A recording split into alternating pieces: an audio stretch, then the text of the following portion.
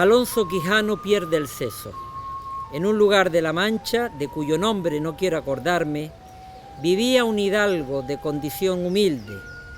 Bajo su techo le acompañaban un ama que pasaba de los 40 y una sobrina que no llegaba a los 20. Andaba la edad de nuestro hidalgo por los 50 años. Era de apariencia recia, seco de carne, gran madrugador y amigo de la casa. Su nombre era Alonso Quijano, y debido a su carácter bonachón, muchos llamábanle por apodo el Bueno. Los ratos que estaba ocioso, que eran los más del año, se daba a leer las novelas de caballería, que tanto habían apasionado a los lectores de unos 100 años atrás, pero que en su tiempo pocos leían ya, a no ser algunos estudiosos, como el cura del pueblo y un bachiller del lugar que se llamaba Sansón Carrasco, que era nombre docto. Llegó a tanto su pasión por esas novelas que vendió muchos terrenos que le eran propios a fin de comprarlas. Lo que más le entusiasmaba era aquella forma tan rara y artificial en que estaban escritas.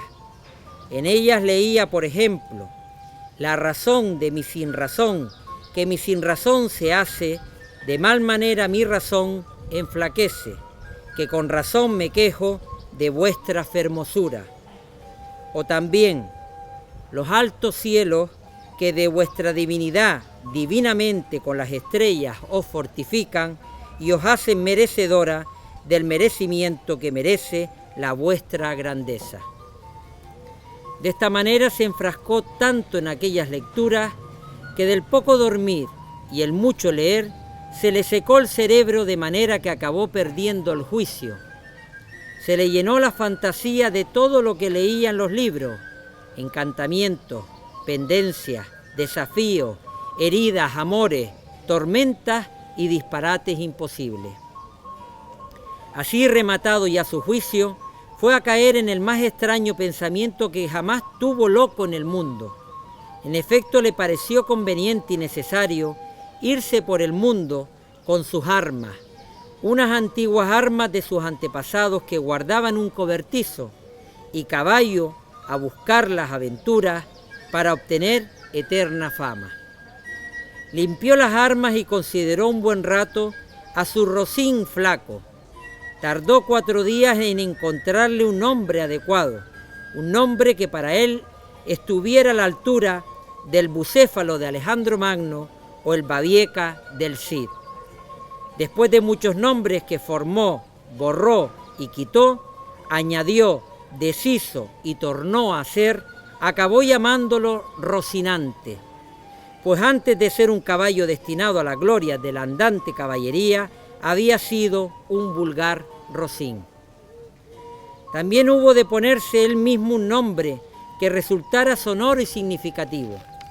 Deformando un poco su apellido y pensando en su lugar natal, decidió llamarse Don Quijote de la Mancha, del mismo modo que aquellos héroes de sus lecturas, Belianís de Grecia, Florismarte de Hircania o Amadís de Gaula, su preferido. Por último, comprendió que no le quedaba otra cosa sino buscar una dama de quien enamorarse, porque había leído que el caballero andante sin amores era como el árbol sin frutos ni hojas. Si yo me encuentro por ahí con algún gigante, se decía, como suele pasarle a los caballeros andantes, y lo derribo o lo parto por la mitad, no conviene que lo envíe a mi señora para que se hinque de rodillas ante ella y le diga: yo, señora, soy el gigante Caraculiambro, señor de la ínsula de Maliandria, a quien venció en singular batalla el nunca bastante alabado Don Quijote de la Mancha, el cual me mandó que me presentase ante vuestra merced, etcétera, etcétera. Qué contento le producían a nuestro hidalgo estas palabras. Sucedía en realidad que en una casa cerca de la suya había una labradora de muy buen aspecto, de la que tiempo atrás había estado enamorado, aunque ella jamás lo supo. Se llamaba Aldonza Lorenzo, y a él le pareció bien darle el título de señora de sus pensamientos, y buscándole nombre que no se apartase mucho del suyo, la llamó Dulcinea del Toboso, porque era natural del Toboso. Era un nombre que a su parecer resultaba musical, extraño y significativo, como todos los demás que a él y a sus cosas había puesto. Las cosas que pasaron en la venta. Con las primeras luces de una calurosa mañana del mes de julio, Don Quijote se armó, subió sobre Rocinante y salió al campo por la puerta falsa del corral, es decir, la que da al campo y no a la casa. Mas apenas se vio allí, le asaltó un pensamiento terrible, y fue que no había sido armado caballero. Sin embargo, pudo más su locura que ninguna razón, y se propuso que el primero con quien topase fuera el encargado de hacerlo, pues bien sabía él de algunos caballeros andantes que se habían encontrado en situación similar y así lo habían resuelto. Anduvo todo aquel día sin que le aconteciese nada digno de ser contado, y al anochecer, él y su Rocín se sintieron desfallecer de hambre y miraban a todas partes en busca de algún sitio donde saciarla. De pronto, Don Quijote divisó una venta no lejos del camino y de inmediato se dirigió a ella. Estaban en la puerta dos mozas que, al parecer, hacían alto en la posada en compañía de unos mozos de mula. Como a nuestro aventurero, todo lo que pasaba, veía o imaginaba le parecía hecho del mismo modo que cuanto había leído, imaginó que estaba ante un castillo y que aquellas mozas eran dos graciosas damas que estaban recreándose al aire fresco de la tarde. En esto, un porquerizo hizo sonar el cuerno con cuyo sonido llamaba a sus puercos para recogerse, y enseguida entendió nuestro caballero andante que algún enano daba señales de su venida. Cuando se alzó la visera y mostró su rostro seco y polvoriento, las mujeres sintieron tanto miedo que estuvieron a punto de entrar en la venta. «Non fuyan las vuestras mercedes», les dijo Don Quijote, «ni teman desaguisado alguno, que a la orden de caballería que profeso non toca ni atañe facerle a ninguno, cuanto más a tan altas doncellas como vuestras presencias demuestran». Al escuchar aquellas palabras en un castellano de otros tiempos, ya incomprensible para ellas, y al sentirse llamar con el delicado nombre de doncella, cosa bastante alejada de sus maneras, no pudieron contener la risa. Don Quijote respondió algunas palabras, un poco ofendido, pero el lenguaje y el aspecto de nuestro caballero acrecentaban en ellas la risa y en él el enojo. En eso salió el ventero, hombre que por ser muy gordo era muy pacífico, quien creyó conveniente contener su hilaridad debido a las muchas armas de aquel hombre. «Si vuestra merced, señor caballero, busca posada fuera del lecho, porque en esta venta no hay ninguno, todo lo demás lo hallará aquí en mucha abundancia». Don Quijote desmontó, creyéndose que estaba siendo honrado con la hospitalidad del amo de aquel castillo, y al entregar a Rocinante para que le dieran a él también un lugar donde descansar y pacer, dijo que lo cuidaran muy bien, porque era la mejor bestia que comía pan sobre la tierra. Por su parte, las doncellas, que ya comenzaban a sentir simpatía por el hidalgo y habían empezado a desarmarlo a fin de que se sintiese más a gusto, pero como para quitarle la celada era necesario cortarle unas cintas verdes que llevaba, y como él se negase a ello, allí quedó con la celada puesta, componiendo la más extraña y graciosa figura que se pudiera pensar. Cuando las mozas acabaron lo que pudieron de su tarea, le preguntaron si quería comer alguna cosa, y él contestó que aquella pregunta venía mucho al caso.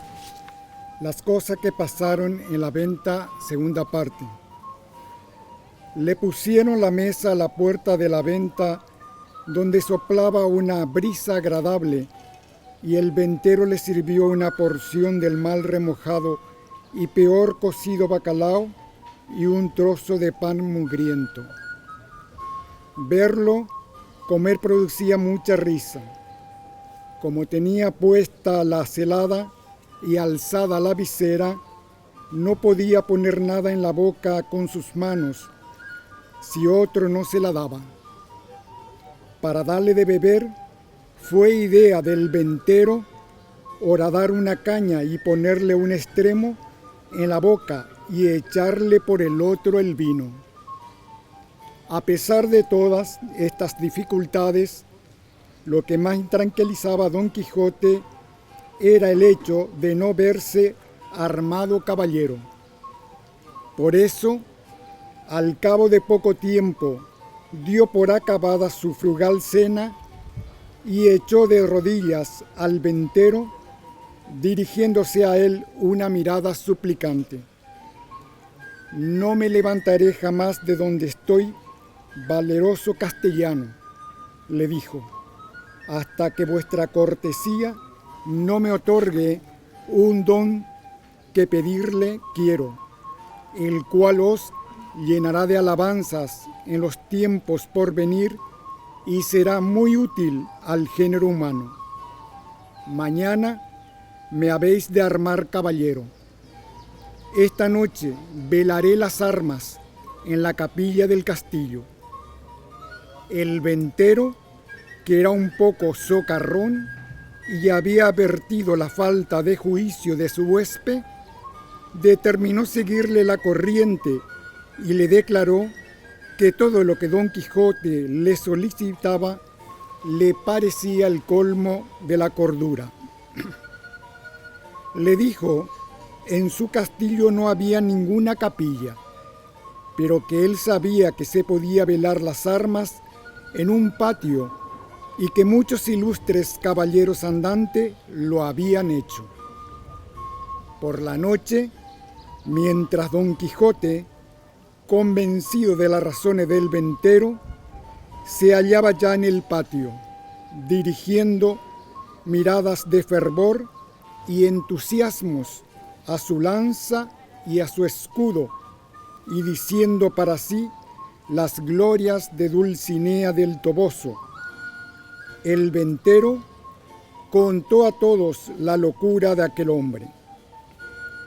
Muchos de los que allí estaban acudieron a mirarlo desde lejos y vieron que, con gestos de lleno de ánimo, se paseaba y contemplaba sus armas.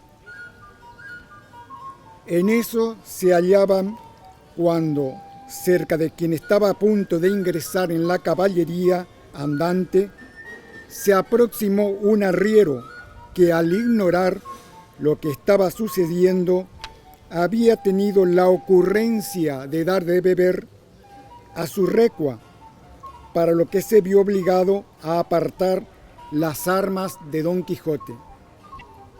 Oh tú, quien quiera que seas, atrevido caballero, que llegas a tocar las armas del valeroso andante que jamás se ciñó espada.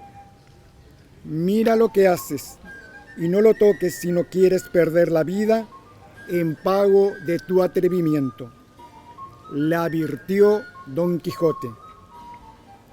Como el arriero no dio ninguna importancia a aquella tremenda advertencia, Don Quijote, encomendándose a su señora Dulcinea, alzó la lanza con las dos manos y dio un fuerte golpe en la cabeza al intruso y lo derribó al suelo, dejándolo tan maltrecho que si recibía otro no habría médico que lo curase. Al cabo llegó otro impertinente con intenciones similares y Don Quijote alzó otra vez la lanza y la descargó sobre su cabeza con tanta fuerza que casi la rompe en 4 pedazos. Luego, puesta la mano en su espada, alzó los ojos al cielo y exclamó: «Oh señora de la hermosura, esfuerzo y rigor del debilitado corazón mío, vuelve los ojos de tu grandeza a este tu cautivo caballero, que ha cometido semejante proeza». El ventero, al ver quienes estaba a su alrededor, ya comenzaba a apedrear a Don Quijote, el cual se defendía como podía con su rodela. Le explicó su enorme locura hasta convencerlo de que no lo atacasen. Determinó asimismo abreviar y darle la orden de caballería antes de que sucediese alguna otra desgracia. Cogió el ventero un libro y, como cabo de vela, un mozo y las 2 mozas. Se llegó a donde estaba Don Quijote y le mandó hincarse de rodillas. Obedeció Don Quijote, y el dueño de aquel lugar le dio los espaldarazos de rigor mientras hacía como que rezaba algo que estaba escrito en el librito. Una de las mujeres le ciñó la espada con gran desenvoltura y les deseó que Dios hiciera de él un afortunado caballero. Él le preguntó cómo se llamaba, para que él supiese de allí en adelante a quién debía quedar agradecido. Ella le respondió con mucha humildad que se llamaba la Tolosa y su compañera la Molinera. Entonces Don Quijote decidió otorgarles mayor dignidad y les dijo que a partir de ese momento las recordaría como Doña Tolosa y Doña Molinera. Cumplidas ya la ceremonia, no veía de verse a caballero y salir en busca de aventuras. Antes de montar a Rocinante, abrazó a quien él creía amo del castillo y le dijo al oído cosa tan extraña y difícil que ninguna persona en el mundo podría describirlas. El ventero, con tal de verlo de una vez fuera de su propiedad, le respondió con otras más breves, aunque no menos extrañas, y sin pedirle una moneda por la estancia, lo dejó de ir a buena hora. El escudero Sancho Panza. Tras lo sucedido en la venta, Don Quijote volvió a su casa y estuvo en ella muy tranquilo, sin dar muestras de querer seguir sus primeras fantasías y dedicado a conversar animadamente con sus dos amigos, el cura del lugar y el bachiller Sansón Carrasco, hombres ilustrados y también grandes lectores de libros de caballería. Pero al poco tiempo comunicó a un labrador vecino suyo, hombre de bien, si es que este título se puede dar al que es pobre. Pero de mi boca sale la mollera, que le sirviese de escudero, pues nunca había pasado por su cabeza abandonar las aventuras. Tanto le dijo y tanto lo persuadió y le prometió que el aldeano decidió salir al mundo con él en calidad de escudero. Don Quijote le había repetido una y otra vez que dispusiera acompañarle, de buena gana, porque tal vez podía suceder en alguna aventura en la que él ganase, en un quítame allá esas pajas, alguna isla, y él lo nombrase gobernador de ella. Sancho Panza, que así se llamaba el labrador, dejó a su mujer y a sus hijos y fue tras Don Quijote en busca de riquezas y honores. Don Quijote pues volvió a las andadas, avisó a Sancho del día y la hora que pensaba ponerse en camino, para que él fuera consiguiendo las cosas que hiciesen falta. Dijo Sancho que pensaba llevar alforjas, pero sobre todas las cosas, un asno muy bueno que tenía, ya que él no era demasiado ducho en eso de estar de pie. Al principio, Don Quijote puso algunos reparos a lo del asno, ya que no recordaba a ningún caballero andante cuyo escudero cabalgase un pollino, pero al final acabó aceptándolo, aunque le aclaró que debería cambiarlo por el primer caballo que le quitase el primer caballero descortés con que topara. Una noche, pues el ingenioso hidalgo Don Quijote de la Mancha y su escudero Sancho Panza salieron del lugar sin que nadie los viese. Tanto anduvieron por los campos de Montiel que, llegada la aurora, estaban seguros de que nadie los encontraría aunque lo buscasen. Iba Sancho Panza sobre su jumento con una patriarca, deseando verse cuanto antes gobernador de la isla que su amo le había prometido. Mire vuestra merced, señor caballero andante, que no se le olvide lo de la isla que me tiene prometida. Yo la sabré gobernar, por grande que sea. No tienes por qué admirarte, Sancho. Has de saber, amigo, que fue costumbre muy usada de los caballeros andantes hacer gobernadores a sus escuderos de algunas islas o reinos que ganaban. Te digo más, bien podría ser que antes de 6 días ganase yo uno de tales reinos, que viniese de molde para coronarte rey del mismo.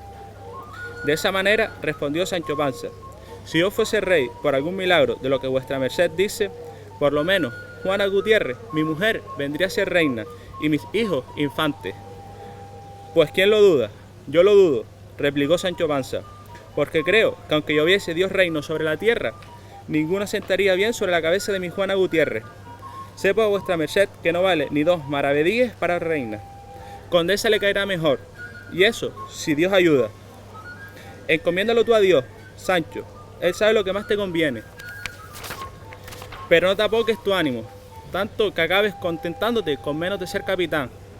No lo haré, señor mío, respondió Sancho, y más teniendo tan principal amo en vuestra merced, que más dar todo aquello que esté bien y yo pueda llevar. La aventura de los molinos de viento. Se cuenta que una de las primeras aventuras que le sucedieron a Don Quijote, acompañado de su escudero Sancho Panza, fue la de los molinos de viento. Estos molinos, que sirven para moler el trigo aprovechando la fuerza del viento, eran por entonces muy comunes en La Mancha y en general en todos los campos de Europa. Sucedió que caballero y escudero atravesaban la llanura manchega, cada cual en su cabalgadura. Cuando vieron 30 o 40 de dichos molinos, cosa en la que, de tan común, Sancho ni siquiera reparó. Sin embargo, no ocurrió lo mismo con nuestro caballero andante. La suerte va guiando nuestras cosas mejor de lo que podíamos desear, dijo, con la mirada fija en los molinos. Amigo Sancho Panza, mira allí, donde se descubren 30 espantosos gigantes, con quienes pienso entablar una batalla y quitarles a todos la vida.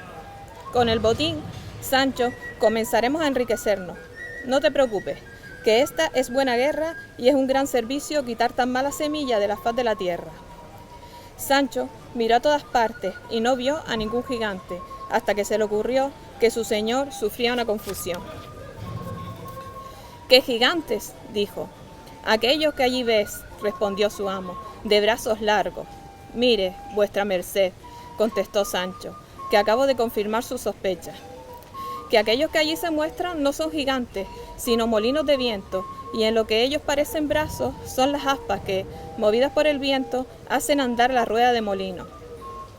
Se nota que no sabes demasiado de esto de las aventuras, respondió Don Quijote, pues son gigantes. Si tienes miedo, quítate de ahí y ponte a rezar, que yo voy a tener con ellos una fiera y desigual batalla. Sin añadir palabra, picó con las espuelas a Rocinante y no hizo ningún caso de las advertencias que Sancho le seguía haciendo, ahora a voz en cuello. Cuando Don Quijote estuvo a poca distancia de aquellas construcciones que en su locura veía cambiadas en seres monstruosos y dañinos, detuvo su rocín, clavó la lanza en el terreno y con mirada y voz desafiantes comenzó a hablarles con los modos y en la lengua en la que estaban escritos sus libros de caballería. Non fullades, cobardes y viles criaturas, que un solo caballero es el que os acomete. En eso se levantó un poco de viento y como consecuencia las grandes aspas comenzaron a moverse. Pues aunque mováis más brazos que el gigante Briareo, que tenía cientos, me los habéis de pagar, acabó Don Quijote. Diciendo esto, puso su valor y su vida en manos de su señora Dulcinea, pidiéndole que le socorriese en una aventura tan peligrosa y acto seguido, con la lanza en ristre, embistió al primer molino que tuvo delante. Dándole una lanzada en el aspa, ésta se movió con tanta fuerza que se llevó consigo al caballo y al caballero, que cayeron rodando deslomados por el campo. «Válgame Dios», dijo entonces Sancho, que había corrido a ayudar a su amo, «¿no le dije yo a vuestra merced que mirase bien lo que hacía? Que esos no eran otra cosa que molinos de viento, y que solo podía confundirlos quien tuviera otros tantos molinos en la cabeza». «Calla, amigo Sancho», respondió Don Quijote, «que las cosas de la guerra siempre están cambiando. Pienso que me persigue uno de los mayores sabios malignos, el mago Frestón, que quiere arrebatarme la gloria de su derrota. Me tiene una gran enemistad, pero al fin no podrá sus malas artes contra la bondad de mi espada».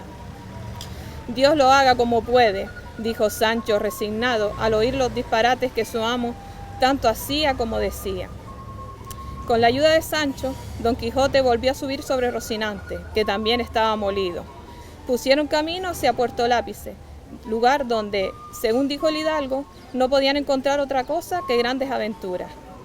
Sancho no quiso insistir en la cuestión de los molinos, pero a su manera, él también tenía el pensamiento puesto en fabulosas aventuras.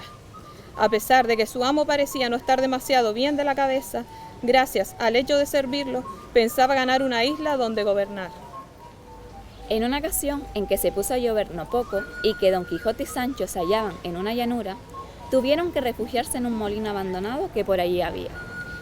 Pasaron un rato contemplando cómo caía la lluvia, hasta que los ojos de Don Quijote se pusieron a brillar del modo en que lo hacía cuando alguna aventura se acercaba. A pocos pasos iba un hombre a caballo que traía en la cabeza una cosa que relumbraba como si fuera oro. «Me parece», dijo a Sancho, «que la fortuna trae hasta mí una colosal empresa. Digo esto porque, si no me engaño, hacia nosotros viene uno que trae puesto en su cabeza el yelmo de Mambrino, del que hice juramento de rescatarlo». Sancho preguntó qué yelmo era ese, y su amo le explicó que Mambrino era un rey moro al que le habían robado un casco que tenía la virtud de volverlo invisible. Al oír esto, Sancho se permitió dudar de las palabras de su dueño. «¿Cómo me puedo equivocar en lo que digo, desconsiderado traidor?», exclamó Don Quijote. «Dime, ¿no ves que ese caballo que hacia nosotros viene cabalgando sobre un rucio y que lleva en la cabeza un yelmo de oro?» «Lo que yo veo», respondió Sancho, «no es más que un hombre sobre un asno pardo como el mío, que trae sobre su cabeza una cosa que brilla». «Pues ese es el yelmo de Mambrino», dijo Don Quijote. «Apártate y déjame a solas. Verás que ahorraré palabras y que esta aventura ha de ser rápida. Por fin será el mío el yelmo que tanto deseaba». Sancho calló y se apartó tal como le decía. Sucedía que por aquellos lugares habían dos pueblos a corta distancia uno de otro. Uno era bastante grande y el otro pequeño. Ese era el motivo por el cual el barbero del primero solía ir algún día de la semana a prestar sus servicios al segundo. Ese día, para protegerse de la lluvia, se había puesto en su cabeza su bacía, el caso con el que preparaba el agua y lo que hiciera falta para su oficio. Como estaba limpia, relucía. Don Quijote, sin entrar en razones con el barbero, que a su entender era un usurpador, se dirigió hacia él lanza en ristre, y si no fuera porque el hombre lo vio a tiempo y se dejó caer del burro, lo hubiera atravesado. Don Quijote insistió, y volvió a dirigir la punta de la lanza al cuerpo caído. Pero el barbero, veloz como un gamo, se incorporó de un salto y echó a correr por el llano, quedando fuera de su alcance. Tuvo Don Quijote la suerte de que al caer el hombre del rucio, la bacía rodase a cierta distancia, de modo que pudo apoderarse de ella. No contento con conquistarla, se la puso en la cabeza. Le quedaba muy grande, y además, para ser yelmo, era solo medio yelmo. Sin duda que Mambrino debía de tener la cabeza grandísima, y que de su yelmo se había perdido la mitad de abajo. ¿Sabes lo que creo, Sancho? Que esta famosa pieza de este encantado yelmo, por algún extraño accidente, cayó en poder de quien no supo estimar su valor. Y sin saber lo que hacía, viéndola de oro purísimo, debió de fundir la otra mitad para aprovecharse del precio. Yo me encargaré de arreglarla en cualquier lugar en el que haya un herrero. Mientras tanto, la llevaré como pueda, que más vale algo que nada para defenderse de las piedras. La aventura de los galeotes. En una ocasión iba Don Quijote y Sancho por esos caminos cuando el primero alzó los ojos y vio a 12 hombres a pie, ensartados por el cuello como cuenta una gran cadena de hierro y todos con esposas en las manos. Los acompañaban 2 hombres a caballo y otro a pie. Los que iban a caballo llevaban escopetas y los otros espadas. Apenas los vio Sancho Panza, se dirigió a su mano para explicarle qué gente era aquella. Esa es una cadena de galeotes prisioneros del rey, que van a galera. ¿Cómo prisioneros?, preguntó Don Quijote. ¿Es posible que el rey trate por la fuerza a alguna gente? No digo eso, dijo Sancho, sino que es gente que por sus delitos ha sido condenada a servir por la fuerza de la galera del rey. En resolución, replicó Don Quijote, sea como fuere esta gente, aunque llevan, va por la fuerza y no por su voluntad. Entonces, esta es ocasión de aplicar mi oficio, libertar a los cautivos y ayudar a los miserables. Sin pensarlo más, se dirigió a los guardianes que iban a caballo y les preguntó muy cortésmente por la causa de que llevaran a aquella gente de semejante manera. El guardia no agregó nada, que ya Sancho no hubiera dicho. A pesar de todo, insistió Don Quijote, querría saber la causa de la desgracia de cada uno de ellos. Los guardias, que no tenían ganas de hurgar entre los registros y las sentencias de aquellos desdichados, le permitieron a nuestro caballero andante que se acercase a ellos y le preguntase todo lo que quisiera. Así Don Quijote habló con un hombre condenado por robar un cesto de ropa limpia, con un ladrón de ganado, con un viejo hechicero y con otras suertes de delincuentes. Al final de la fila topó con un muy bien parecer, de unos 30 años. A diferencia de los demás, llevaba una cadena al pie, tan grande que se liaba por todo el cuerpo, y 2 argollas en la garganta, una unida a la cadena y otra a una gran barra que le servía de cepo para los pies. Este hombre, dijo el guardia, destacándolo entre los demás, es el famoso jinete Pasamonte, que por otro nombre le llama Ginecillo de Parapilla. Señor comisario, dijo entonces el galeote, vaya usted poco a poco y nos pongamos ahora a explicar nombres y sobrenombres. Señor caballero, prosiguió, dirigiéndose a Don Quijote, si tiene algo que darnos, dénoslo ya y vaya con Dios, que ya enfada con tanto querer saber vidas ajenas, y si la mía le interesa, sepa que yo soy jinete Pasamonte, cuya vida está escrita con estos mismos pulgares. Dice verdad, aclaró el guardia.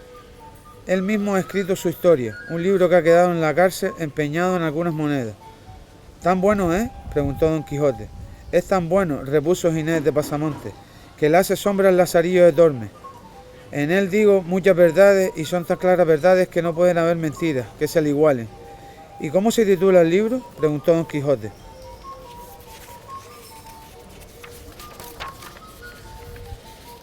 Cada vez más interesado en alguien que como él le daba una tanta importancia a lo que estaba escrito en los libros. La vida de Ginés Pasamonte. ¿Y está acabado? ¿Cómo puede estar acabado si aún no está acabada mi vida? Entonces Don Quijote hizo retroceder unos pasos a Rocinante y dirigiéndose a los galeotes comenzó a hablarle. De todo cuanto me habéis dicho, hermanos, he sacado en limpio que aunque os han castigado por vuestras culpas, las penas que vais a padecer nos os dan mucho gusto. Mostraré con vosotros la misión con que el cielo me envió al mundo e hizo profesar en la orden de la caballería y declarar el propósito de favorecer a los menesterosos y a los oprimidos por los más fuertes. Quiero rogar a los señores guardianes que tengan el bien de desataros y dejaros marchar. Y dirigiéndose a los guardias, prosiguió: estos pobres no han cometido ningún delito contra vosotros. Allá se los halla cada uno con su pecado. Un Dios en el cielo que no se olvida de castigar al malo ni de premiar al bueno. Y no está bien que los hombres honrados sean verdugos de otros hombres. Liberadlos. Si no lo hacéis, esta lanza y esta espada con el valor de mi brazo harán que lo hagáis por la fuerza. Vaya majadería, exclamó el comisario. Quiere que le dejemos a los forzados del rey como si tuviéramos autoridad para soltarlos, o él tuviera para mandárnoslo. Vaya usted, vuestra merced, y no ande buscando 3 pies al gato. Vos sois el gato y el rato y el bellaco. Y diciendo esto arremetió a Don Quijote tan veloz contra él que, sin que le diera tiempo a defenderse, le echó al suelo y lo hirió de una lanzada, lo que vino muy bien al caballero, pues el herido soltó la escopeta. Los otros desconcertados se lanzaron sobre Don Quijote, pero éste logró derribarlo a todos a golpe de lanza. Sancho, mientras tanto, había logrado obtener las llaves de un bolso que llevaba el comisario herido, y con ella comenzó a abrir cerrojos de cepos y cadenas.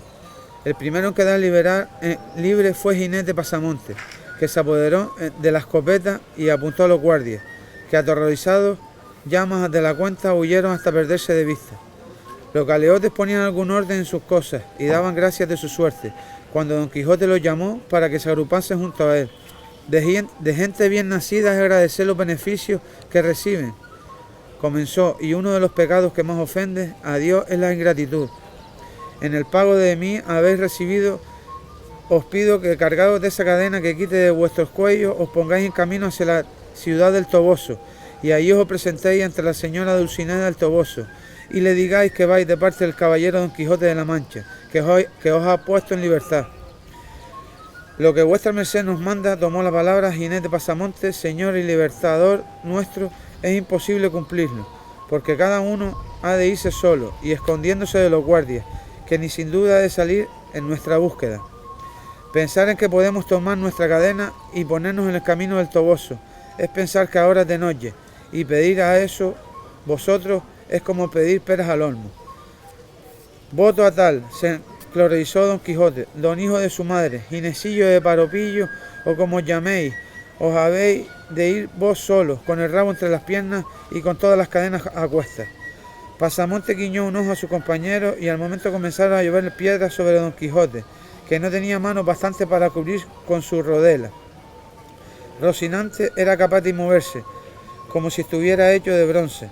Sancho se escudaba detrás de su pollino. Tantas piedras cayeron sobre Don Quijote que se vino al suelo, y apenas hubo caído.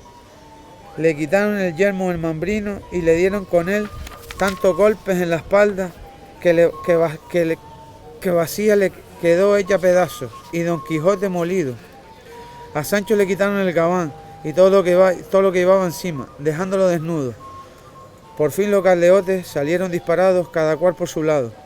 Solo quedaron Jumento y Rocinante, Sancho y Don Quijote, el jumento cabizbajo y pensativo, sacudiendo de cuando en cuando las orejas, pensando que aún no había cesado la borrasca de piedras que le perseguían los oídos. Rocinante, tendido junto a su amo, Sancho con su madre lo trajo al mundo, y temeroso de que regresaran los guardias, Don Quijote, disgustado de verse tan mal parado por los mismos a quien tan bien había hecho. Los cueros de vino. En el correr de sus andanzas, Don Quijote y su escudero no solo se topaban con prodigios, monstruos o caballeros malnacidos, sino que también hacían amigos, aunque muchas veces estos tramaban algo fantasioso para que Don Quijote se quedara con ellos y porque eso hacía más amena la reunión. En una ocasión fueron a parar a una venta nuestros dos héroes, acompañados de una hermosa joven de nombre Dorotea, una cura y un joven llamado Cardenio. Después de cenar, el cura, que era hombre muy aficionado a los libros, comenzó a leer uno que se llamaba El curioso impertinente. Don Quijote no estaba entre los oyentes, ya que después de la cena se había ido a acostar, al igual que Sancho. El ventero, en cambio, se había quedado asistiendo a la lectura. Estaba el cura a punto de acabar la historia, que a todos tenía en suspenso, cuando Sancho salió todo alborotado de la habitación que ocupaba con Don Quijote. «Acudid, señores, y socorred a mi señor, que anda envuelto en la más disputada batalla que han visto mis ojos. Ha dado una cuchillada al gigante enemigo de la señora Micomicona, y le ha cortado la cabeza como si fuera un nabo», clamó. Dorotea se sintió aludida, ya que en el viaje hasta la venta se había hecho pasar por una princesa hija de Micomicón, y por lo tanto Micomicona, y había contado a Don Quijote, con la ayuda del cura, sus experiencias de cuando había sido encantado por un perverso mago. Lo habían hecho para divertirse de la locura de Don Quijote, pero ahora comprendía que la burla estaba teniendo graves consecuencias. En eso se oyó un gran ruido desde la habitación del caballero andante, así como una voz tronante. «Detente, ladrón y maladrín, que aquí estoy yo y de poco te ha de servir tu cimitarra». «No os paréis a escuchar», suplicó Sancho, «sino más bien entrad a ayudar a mi amo, aunque creo que ya no lo necesita, porque el gigante ya está muerto». «¿Cómo lo sabes, Sancho?», preguntó el cura. «Porque he visto correr la sangre por el suelo y la cabeza cortada, grande como un cuero de vino». «Que me maten», dijo el ventero, «si ese desgraciado no le ha dado de cuchilladas a alguno de mis cueros de vino que estaban a la cabecera de su cama. El vino derramado le parece sangre a este buen hombre». Todos entraron en el cuarto y hallaron a Don Quijote en el más extraño traje del mundo. Llevaba una camisa de dormir que le quedaba corta, de tal manera que no alcanzaba a cubrirle los muslos, así como un bonete de dormir descolorido y grasiento. En el brazo izquierdo se había envuelto la manta, mientras blandía la espada con la derecha. La espada, que iba veloz de una a otra parte de la habitación, agujereaba, como había sospechado el ventero, los cueros de vino, que chorreaban hasta agotarse sin que nadie pudiera evitarlo. Sin embargo, lo más curioso es que Don Quijote tenía los ojos cerrados. En realidad estaba dormido. El ventero lo zarandeó varias veces, pero, viendo que no podía sacarlo de su sueño, fue a buscar una tinta llena de agua fría y se la echó encima. De inmediato, Don Quijote abrió los ojos y cayó de rodillas ante el cura. «Bien puede vuestra grandeza, noble y famosa señora, vivir segura, pues ya no le podrá hacer ningún mal esta criatura malnacida», le dijo. Todos reían al ver que Don Quijote tomaba al cura por la princesa Micomicona, todos menos Sancho, pues el buen aldeano seguía jurando que había visto la cabeza del gigante y quería apropiarse de ella, porque esa era la ocasión para que su amo le otorgara la isla tan famosa que le tenía prometida. Al final lograron que Don Quijote se metiera en la cama, donde se quedó dormido, dando muestras de gran cansancio. Lo dejaron dormir y salieron todos al portal de la venta. Allí consolaron a Sancho Panza de no haber encontrado la cabeza del gigante. El encantamiento de Dulcinea. Estaba Don Quijote cerca del Toboso cuando tuvo la ocurrencia de mandar a Sancho a la ciudad y le dijo que no regresase sin haber primero hablado de su parte a su señora Dulcinea, pidiéndole que se dignase a acudir a la presencia de su cautivo caballero y echarle una bendición. Anda, hijo, y no te turbes cuando estuvieras ante la luz del sol que vas a contemplar. Eres el más dichoso de los escuderos. Observa bien los gestos y acciones de mi señora, porque unos y otras muestran lo que en materia de amor pasa por el interior del alma. Ve, amigo, y que tengas mejor suerte que la mía, que yo quedo aquí temiendo y esperando en esta amarga soledad en que me dejas. Estése tranquilo, mi señor, que yo volveré pronto. Ensanche, mi señor, ese corazoncillo que lo debe tener ahora no mayor que una avellana. Tras darle ánimos así a su amo, Sancho vareó su rucio, mientras Don Quijote se quedaba a caballo, descansando en los estribos y sobre el arrimo de su lanza, lleno de tristes y confusas imaginaciones. A todo esto, Sancho, no menos confuso y pensativo, se preguntaba cómo habría de hacer para llevar a buen término el recado, ya que bien sabía él que no encontraría a Dulcinea por ninguna parte, pues solo tenía vida en la imaginación de Don Quijote. Pero Sancho, a pesar de su naturaleza rústica, se las ingeniaba allí donde hiciese falta. Todas las cosas tienen remedio, excepto la muerte, por la que hemos de pasar todos mal que nos pese. Se dijo, mi amo es un loco de atar, no menos que yo, que le sigo y le sirvo, pues ya dice el refrán, dime con quién anda y te diré quién eres. Y con la mayor parte de las veces su locura consiste en confundir unas cosas con otras, como se probó cuando dijo que unos molinos eran gigantes. No será muy difícil hacerle creer que la primera labradora que me topare por aquí es la señora Dulcinea. Al verla pensará que algún mal encantador ha cambiado su figura por el gusto de hacerle daño. En eso vio venir por un sendero a las 3 labradoras sobre 3 pollinos.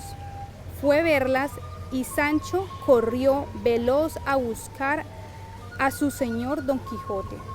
¿Qué, Sancho, amigo? ¿He de considerarme dichoso o desdichado?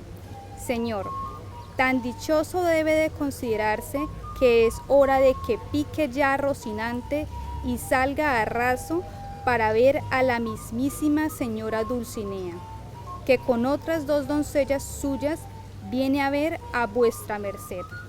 ¿Qué dices, Sancho? Dijo Don Quijote. No me engañes, ni siquiera con falsas alegrías, alegrar mis verdaderas tristezas. Sancho convenció a su señor de que no había engaño alguno. Salieron entonces del bosque y descubrieron cerca las 3 aldeanas. Don Quijote recorrió con la mirada todo el campo del Toboso y como no vio sino a las 3 labradoras, se turbó y preguntó a Sancho por la dueña de su corazón. Pero, ¿no la ve ante vuestra merced, resplandeciente como el sol de mediodía? Yo no veo, Sancho, dijo Don Quijote, sino a 3 labradoras sobre 3 borricos. Calle, señor, replicó Sancho, no diga semejante cosa, y venga a hacer reverencia a la señora de sus pensamientos. Con estas palabras, Sancho desmontó de su cabalgadura e, hincándose en tierra, comenzó a alabar la hermosura de aquella noble dama que tenía delante, así como el valor que en todo momento había demostrado aquel caballero que estaba al lado suyo, y cuyo pulso se había detenido al verla. Don Quijote cayó de rodillas, pero como no acababa de descubrir en aquella moza más que una aldeana carirredonda y chata, no osaba desplegar los labios al admirado. Apartaos del camino y dejado de pullas, exclamó la aldeana a quien Sancho se dirigía. Levántate, Sancho, no harta de todos mis males, tiene tomados todos los caminos por donde pueda venirme algún contento. El maligno encantador me persigue y ha puesto nubes y cataratas en mis ojos y ha transformado la inigualable hermosura de mi dama en el rostro de una labradora pobre, si es que no ha cambiado también el mío en el de algún ser repugnante, para hacerme aborrecible a sus ojos. Y dirigiéndose a la labradora agregó: no dejes de mirarme blanda y amorosamente, y de ver en ese arrodillamiento que a tu contrahecha hermosura hago, la humildad con que mi alma te adora. Toma de mi agüelo, respondió la aldeana. Amiguita soy yo de oír requiebrajos. Apártense y déjennos ir, y se lo agradeceremos. Las tres mozas picaron sus cabalgaduras y siguieron su camino. Sancho, ¿qué te parece lo mal que me quieren estos encantadores? Y mira hasta dónde se extiende la malicia y la ojeriza que me tienen, pues me han querido privar del contento que pudiera darme ver tal como es a mi señora. En efecto, yo nací para ejemplo de desdichados y para blanco de flechas de mala fortuna. Y más bien de advertir, Sancho, que no se contentaron estos traidores con haber transformado a mi Dulcinea, sino que la convirtieron en una figura tan baja y tan fea como la de aquella aldeana, y juntamente le quitaron lo que es propio de las señoras distinguidas, que es el buen olor por andar siempre entre perfumes y flores. Al socarrón de Sancho le costaba un triunfo disimular la risa, sobre todo porque recordaba el olor de ajos crudos que emanaba de aquellas tres zagalas. Sin embargo, quiso seguir hasta el final con la burla y exclamó con gran lamento: «Oh canallas, oh encantadores aciagos y malintencionados, y quien os viera a todos ensartados por las gallas como sardinas». Caballero y escudero volvieron a subir en sus bestias y reemprendieron el camino. Don Quijote insistía en el encantamiento y Sancho no cesaba de enorgullecerse de haber engañado tan delicadamente a su amo. Clavileño.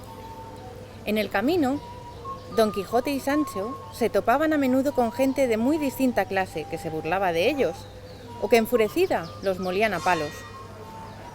Fuera como fuese, nunca se vieron nuestro caballero y su escudero tan burlados, y en tantas ocasiones como le sucedió en casa de unos duques, a quienes conocieron por azar y a cuyo palacio fueron invitados a pasar una temporada. Estos, que eran gente de mucho dinero y de gran ingenio, tras haberle reconocido a Don Quijote que era el más famoso de los caballeros andantes, de la andante caballería, y que no había en el mundo belleza que pudiera compararse a la de Dulcinea del Toboso, no hicieron más que ponerlo a prueba y reírse a sus anchas con la locura del hidalgo. En una ocasión, por ejemplo, varias damas de la corte ducal se pegaron en la cara unas barbas postizas y le hicieron a creer que un endiablado encantador era el responsable de su fealdad, y que por consejo del mago Malambruno solo podrían recuperar la tersura de sus cachetes, si empleaban un ungüento que solo se conseguía en el lejanísimo imaginario país de Candayá. De más está decir que Don Quijote se ofreció de inmediato para viajar a esa tierra remota, pero preguntó si alguno de la corte conocía la manera de llegar a ella. Desde aquí al reino de Candaya, dijo la mujer que parecía dirigir a las barbudas, hay 5000 leguas, que no lenguas, si se va por tierra, pero solo 3227 si se va por el aire en línea recta. Ha de saber también, señor Don Quijote, que el sabio Malambruno nos dijo que él se encargaría de proporcionar al caballero que esperamos un caballo mágico, que en poco menos que canta un gallo, lo llevará allí. Por cierto, también nos ha dicho, para que el viaje tenga éxito, es necesario que vuestro escudero os acompañe, montado en ancas de la maravillosa cabalgadura. ¿Cuántos caben en ese caballo?, preguntó Sancho desconfiado. 2 personas, una en la silla y otra en las ancas. Y querría saber yo qué nombre tiene ese caballo, insistió Sancho. La dama, disimulando cómo podía la risa entre las barbas, le dijo que se llamaba Clavileño, pues estaba hecho de leños y llevaba una clavija en la frente, con la que el jinete podía aumentar su velocidad o disminuirla. Sancho estaba a punto de formular nuevas preguntas cuando su amo le ordenó que callase y pidió a los servidores de palacio que lo trajeran ya mismo a Clavileño. Lo traían alzado por las patas 4 hombres disfrazados de criaturas salvajes. Una vez que lo dejaron en el suelo, uno de los fingidos salvajes habló con voz grave y atorradora. «Suba sobre esta máquina, el que tenga valor para ello». «Aquí yo no lo subo», dijo Sancho, «porque ni tengo valor ni soy caballero». A todo esto, detrás de Clavileño y aquellas extrañas criaturas, habían entrado los duques y todo su séquito. El duque, que era quien con más deseo esperaba la burla, al ver que si Sancho seguía emperrándose en el no jinetear a Clavileño, todo se iría al agua. Se acercó a él y le dijo que sabía ciencia cierta que en aquella aventura se jugaba las mejores oportunidades de obtener la isla que Don Quijote le tenía prometida. A Sancho le bastaron esas palabras para armarse de valor y montar las ancas de Clavileño, en cuyos lomos estaba ya dispuesto su señor. La dama barbuda, entonces, culminó la comedia, diciéndole a los jinetes que, por orden del sabio Malambruno, debían ir con los ojos cubiertos. Cegados ambos, muerto de miedo uno y rebosante de valor el otro, Sancho y Don Quijote creyeron comenzar su vuelo, tras un empellón que uno de los cortesanos dio a Clavileño. Los cortesanos se burlaban dando voces. «Dios te guíe, caballero valeroso. Dios sea contigo, caballero intrépido. Ya vais por esos aires, rompiéndolos con más facilidad que una flecha. Cuidado, valiente Sancho, que te bamboleas. Atención, no vayas a caerte». Mientras Don Quijote comenzó a instruir a su caballero sobre las zonas del cielo que iban cruzando, con palabras al bueno del escudero le entraban por un oído y le salían por el otro. «Señor, ¿cómo dicen estos que vamos tan altos, si hasta allí llegan sus voces, tanto que parece que estuvieran hablando junto a nosotros? No te fíes en ellos, Sancho, pues como estas volaterías van fuera de los cursos ordinarios, siempre oirás lo que quisieres. Y no me aprietes tanto que me derribas. Seguro que ya debemos de llegar a la segunda región del aire, a donde se engendra el granizo y las nieves, los truenos, los relámpagos y los rayos se engendran en la tercera región, y si seguimos subiendo, pronto llegaremos a la región del fuego. ¡Que me maten si no estamos ya en el lugar del fuego, o bien cerca, porque una gran parte de mi barba se me ha chamuscado, y estoy, señor, por descubrirme y ver en qué parte estamos! «No hagas eso», respondió Don Quijote, «que Malambruno se hace cargo de nosotros». Dijo algo más Don Quijote, pero al punto se detuvo, porque también él sintió un calor abrasador y al poco rato gran estruendo como de cohetes. Y en verdad se trataba de cohetes. los que el duque y sus cortesanos habían encendido en la cola de Clavileño.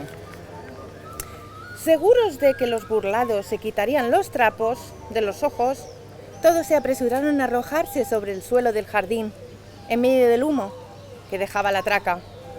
Don Quijote y Sancho se levantaron las vendas y contemplaron asombrados el espectáculo. En medio del jardín, los otros habían desplegado un pergamino en el que, con las palabras habituales en las novelas de caballerías y en un mismo estilo casi incomprensible, se registraba cómo el ingenioso hidalgo Don Quijote de la Mancha había concluido el nunca igualado viaje al reino de Candaya, de lo que Don Quijote se enorgulleció, aunque no recordaba haber llegado al destino. A momento aparecieron los duques, fingieron despertarse los adormecidos y las mujeres encantadas agradecieron a Don Quijote el haberles devuelto sus suaves mejillas. El gobernador Sancho Panza. Después de la aventura del volador clavileño, aquellos señores duques en cuyo palacio Don Quijote y Sancho se albergaban, se propusieron otorgar a Sancho una isla de Mentirijillas para que la gobernase. El señor de aquellas tierras eligió para escenario de la burla una pequeña aldea cercana. Ordenó que no se comentase el plan con sus habitantes y, tras nombrar gobernador al escudero de Don Quijote, le dijo que la isla se llamaba Barataria y que ya podía tomar posesión de su gobierno. Cuando Sancho, ancho de satisfacción y jinete de un esbelto caballo, de todos modos había hecho que le guardasen a su rucio en establo y lo tratasen como a cuerpo de rey, y toda su comitiva llegaron a las puertas de la villa. El regimiento del pueblo salió a recibirle, tocaron las campanas y hubo alegría general. Pasaron luego por la iglesia para dar gracias a Dios, y en su interior le entregaron a Sancho Panza las llaves de la villa. Claro que, con todo respeto que se merecían tan solemnes circunstancias, que se les entregó llamarlo Don Sancho Panza. Advierte, hermano, le respondió Sancho, que yo no tengo don, ni en todo mi linaje lo he habido. Me llamo Sancho Panza a secas, y Sancho se llamó mi padre, y Sancho mi abuelo, y todos fueron panzas, sin añadirle dones ni doñas. De allí fue llevado a la casa de la gobernación, y la primera cosa que debió hacer fue administrar justicia. Pronto se presentaron dos viejos, uno que traía un báculo hecho de caña y de unos 2 metros de altura, y otro que no llevaba nada consigo que no fueran sus vestiduras. Señor gobernador, dijo el último, hace 15 días le presté a este hombre 10 escudos de oro, con la condición de que me los devolviera cuando se los pidiese. Se da el caso de que ahora tengo mucha necesidad de ese dinero, de modo que no he ido a reclamarse. Este señor gobernador, niega que yo le haya prestado cualquier clase de moneda, y como yo no tengo testigo del trato que con él hice, querría que vuestra merced le tomase juramento. Si jura que me los ha devuelto, yo les perdono aquí y delante de Dios. ¿Qué decís vos, buen viejo del báculo?, preguntó Sancho. Yo, señor, admito que los prestó, pero no tengo inconveniente en jurar que se los he devuelto, que esa es la verdad. En aquellos tiempos, la vara de gobierno tenía una cruz, poniendo las manos sobre la cual se realizaban los juramentos solemnes.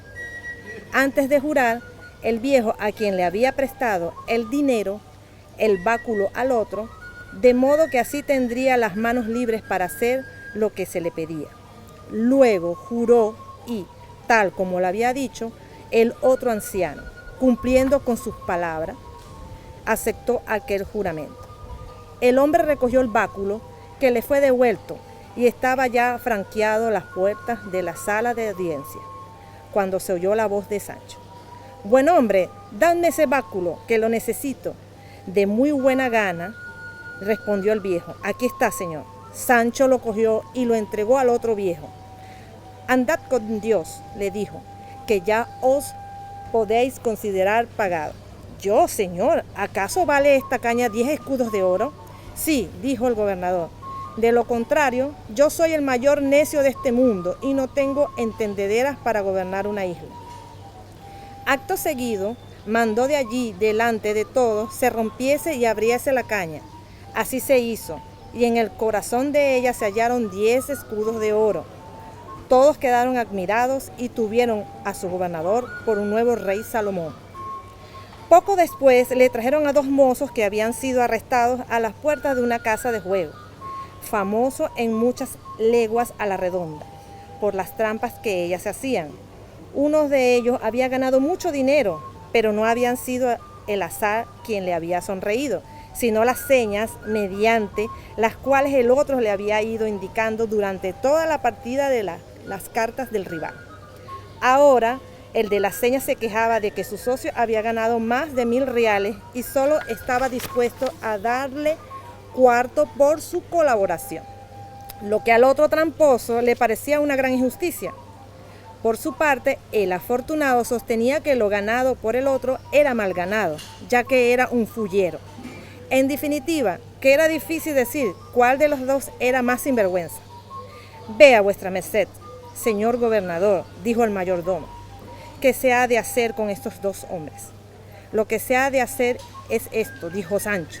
Vos, ganador, bueno, mal o indiferente, dad 100 reales a vuestro socio.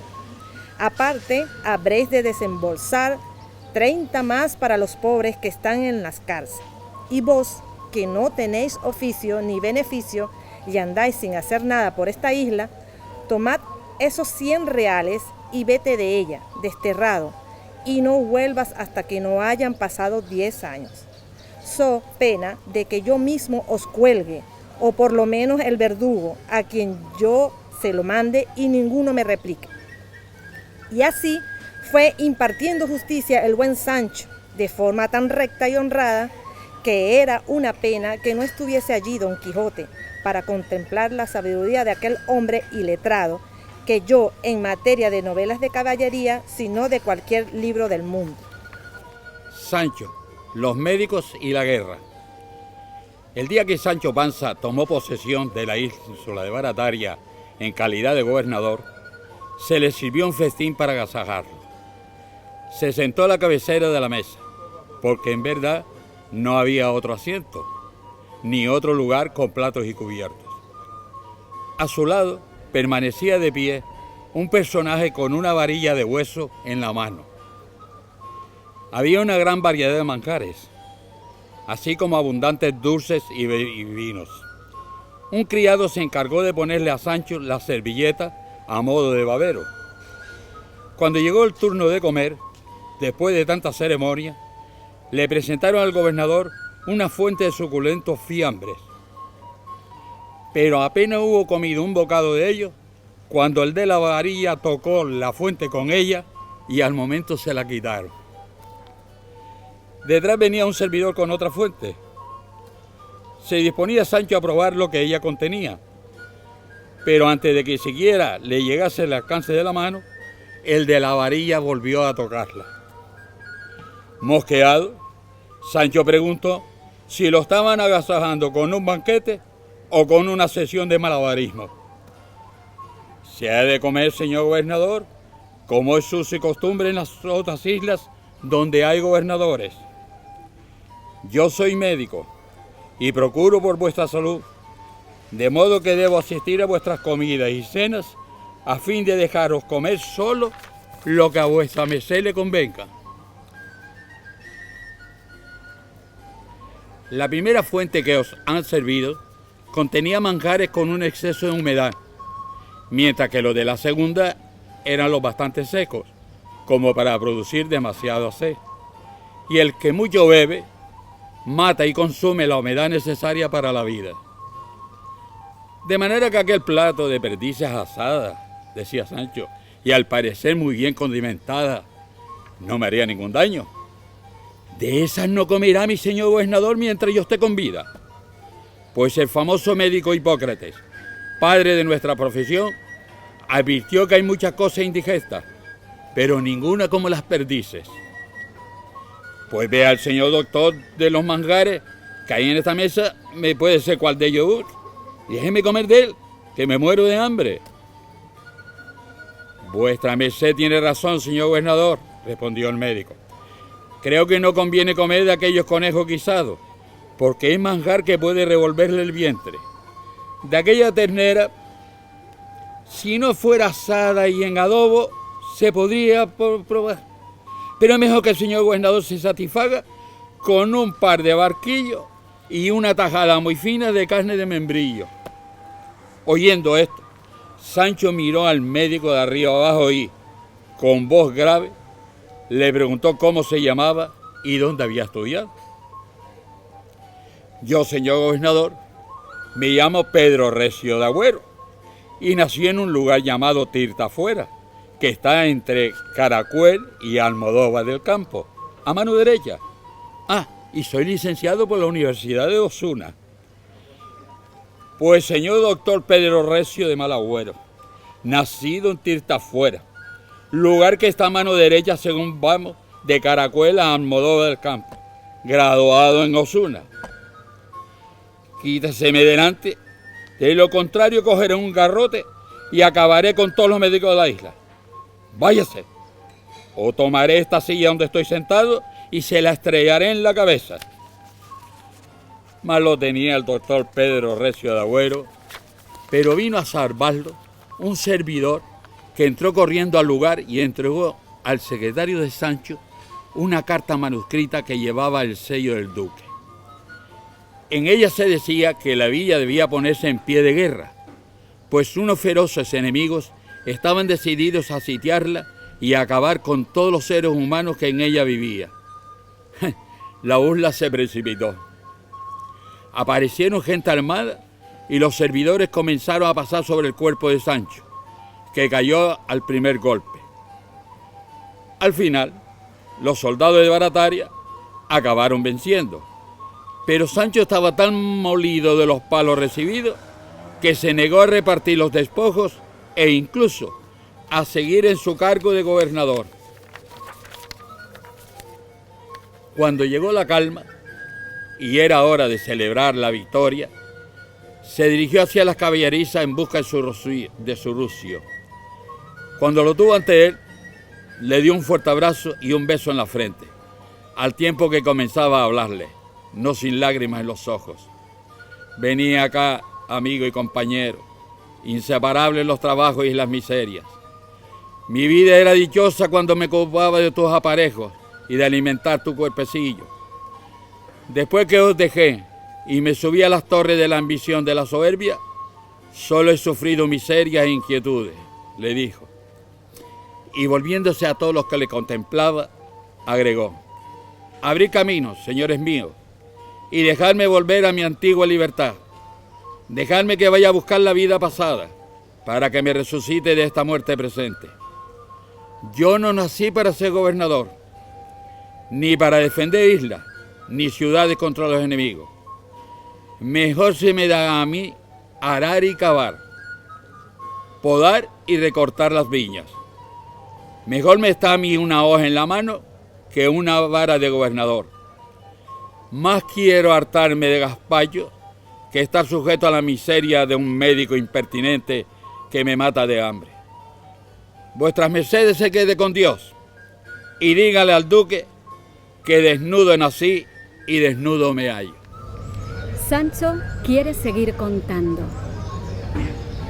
Ya fuese por la melancolía que le produjo ser vencido, ya por decisión del cielo, pocos días después de que volviese a su casa de la Mancha, Don Quijote cayó enfermo de gravedad. 6 días estuvo en la cama presa de la fiebre. Con mucha frecuencia lo visitaban el cura y el bachiller Sansón Carrasco, pero quien no se apartaba de su cabecera era Sancho Panza. Al 6º día pareció recobrar de golpe la salud y todos se asombraron al ver que abría los ojos y decía con voz atronadora: bendito sea el poderoso Dios que tanto bien me ha hecho. Sus misericordias no tienen fin ni las impiden los pecados de los hombres.